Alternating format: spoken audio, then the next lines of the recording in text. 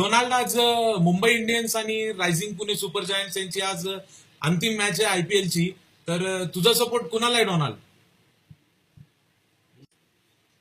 Donald, माझा आवाज पोचतोय तुझ्याशी? डोनाल्ड, आवाज पोचतोय का माझा तुझ्यापर्यंत?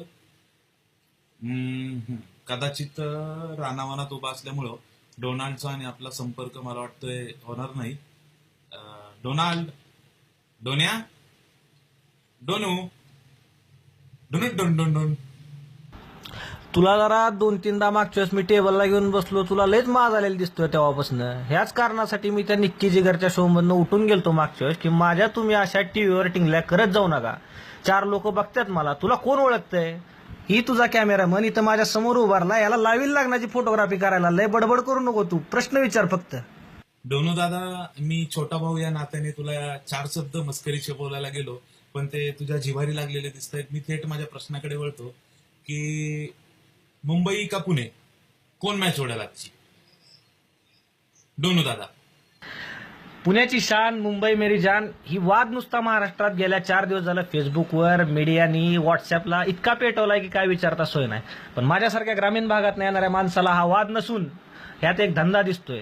आता मी ग्रामीण भागात राहतोय, भाऊबंदकीचा वाद माझ्यासाठी काही जुना नाही. बांधाचे वाद आम्ही बघितलेले आहेत, त्यामुळे आमच्यासाठी भाऊबंदकीचा वाद हा काही जुना नाहीये. आणि मी ग्रामीण भागात आलोय, त्यामुळे मी यातून एक बघितलं की या वादातून मला एक चांगला धंदा दिसला की मिसळ पुण्याची, वडापाव मुंबईचा. ह्याच्यामध्ये पाव कॉमन आहे, तो पाव मी आहे, त्यामुळे मी तिथं माझा धंदा उघडतोय.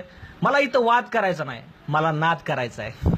पुन्हा एकदा तुम्हाला सांगतोय, मला वाद करायचा नाही, मला नाद करायचा आहे. सोडा सोडा राया हा नादखुळा, सोडा सोडा राया हा नादखुळा.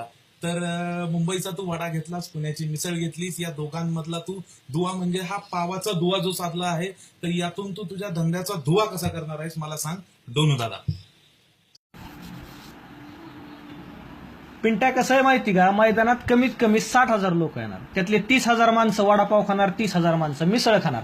मिसळला बी पाव लागतो, वडापावलाही पाव लागतो. एक्स्ट्रा घेणार ती वेगळी. दुसरा सगळ्यात महत्वाचा मुद्दा, आबाच्या शेतातनं ताज्या मिरच्या आणल्या डायरेक्ट, त्यामुळे दुनियाचं तिकट लागणार लोकाला. लोक पाणी मागणार. आपला बराक वॉटर सप्लायर ओबामाचं, तिथनं आपण पाण्याच्या पिशव्या आणि कॅन्ड आणलेले आहेत. तिथं ती लोकांना कॅन्ड आणि पाण्याच्या पिशव्या मिळणार. एक वेळ वातावरण गरम होईल, पण पाणी कायमचं थंडच राहणार, तुम्हाला थंडच पाणी मिळणार. दुसरा महत्वाचा मुद्दा, एखाद्याला गोड लागायला पाहिजे, लय तिखट लागलं म्हणून आपण कोल्ड्रिंक सुद्धा ठेवलेले आहेत तिथं.